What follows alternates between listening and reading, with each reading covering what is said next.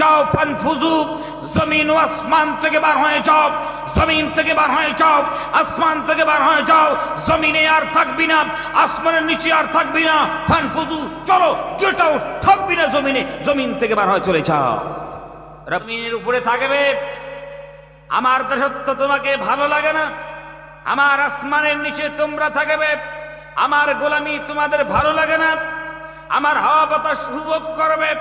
আমার বান্দিগি তোমাদের ভালো লাগে না, আমার নামাজ তোমাকে ভালো লাগে না, আমার রোজা তোমাদেরকে ভালো লাগে না, আমার যাকাত তোমাদেরকে ভালো লাগে না, আমার হজ তোমাদেরকে ভালো লাগে না, আমার নবীর সুন্নাত তোমাদের পছন্দ হয় না। অথচ এত নিয়ামত তোমরা উপভোগ করো, আমার এত নিয়ামত তোমরা খাও, তারপরও ভালো লাগে না। রব্বুল আমিন তিনি ধমক দিচ্ছেন, ইয়া মা'শারাল জিন্নি ওয়াল ইনসি ইন ইসতাতা'তুম আন তানফুযু মিন আকতারিস সামাওয়াতি ওয়াল আরদ ফানফুযু লা তানফুযুনা ইল্লা বিসুলতান। আল্লাহু আকবার।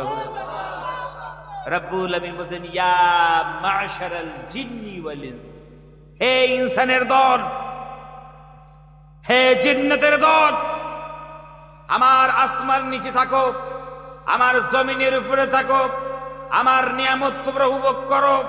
আমি আল্লাহর হাওয়া বাতাস উপভোগ করো। আমার সব নিয়ামত উপভোগ করার পরও যদি তোমাদের আমার দাসত্ব যদি ভালো না লাগে, আমার দাসত্ব করতে যদি মন তোমাদের না চায়, আমার নবীর সুন্নাত যদি তোমাদের ভালো না লাগে, তাহলে তোমাদের যদি শক্তি থাকে, যাও ফানফুজু, জমিন ও আসমান থেকে বার হয়ে যাও, জমিন থেকে বার হয়ে যাও, আসমান থেকে বার হয়ে যাও। জমিনে আর থাকবি না, আসমানের নিচে আর থাকবি না। ফানফুজু, চলো, গেট আউট, থাকবি না জমিনে, জমিন থেকে বার হয়ে চলে যাও। রব্বুল আমিন তিনি নিজেই বলছেন, ফানফুজু, চলো, গেট আউট। আমার জমিনের উপরে থাকবি, আমার আসমানের নিচে থাকবি, আর আমার ইবাদত করবি না, আমার দাসত্ব করবি না, আমার রোজা রাখবি না। ফানফুজু, চলো, গেট আউট, এখান থেকে বার হ। থাকবি না আমার জমিনে, থাকবি না আমার আসমানের নিচে, থাক, আমার পানি খাবে না, আমার নিয়ামত উপভোগ করার কোনো দরকার নেই, চলো, জমিন থেকে বার হয়ে চলে যাও।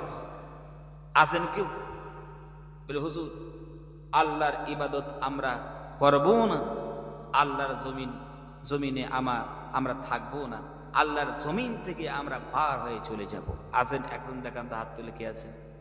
কার শক্তি আছে দেখি, একজন হাত তুলে দেখান। হুজুর আর থাকবো না, আল্লাহ ধমক দিয়েছে, আমরা জমিন থেকে বার হয়ে চলে যাব। আছে? নাই? বলে, হুজুর আমরা নাসার সঙ্গে সম্পর্ক করে দাঁড়ান, নাসার সঙ্গে টেলিফোনের সম্পর্ক করে একটা রকেট ভাড়া করে নেব, আর এই রকেটে চড়ে আমরা একবারে সব জমিন আসমান সব ছেড়ে অন্য জায়গায় চলে যাব, যে ওখানে ইবাদত করবো না, কিছু করবো না, শুধু মোবাইল চালাবো। কি কয় আল্লাহ? আল্লাহ বলে, বান্দারে রকেট ভাড়া করবি, আর বাড়ির সামান পাত্র সব রকেটের মধ্যে দিয়া শিলচর এয়ারপোর্ট থেকে টেক আপ করবে রকেটটা, কিন্তু ল্যান্ডিং কোথায় করবে?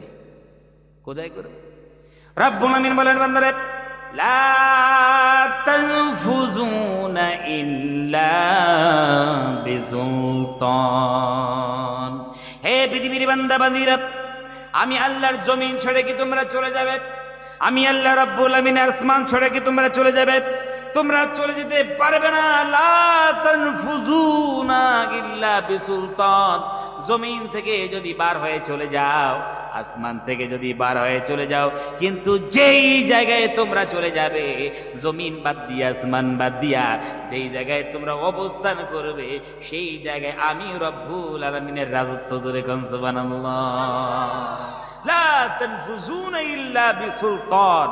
যেই জায়গায় তোমরা পালাবে, যেই জায়গায় চলে যাবে, সেই জায়গাটা আমার রাজত্ব, সেখানে আমার হুকুমত। তাহলে আমার রাজত্বের বাইরে তোমরা যেতে পারবে না। তাহলে আল্লাহর দাসত্ব করতে হবে কিনা? জোরে কর। আল্লাহর গোলামি করতে হবে কিনা? ভাই, ভাবনার জগতে ভাবিস।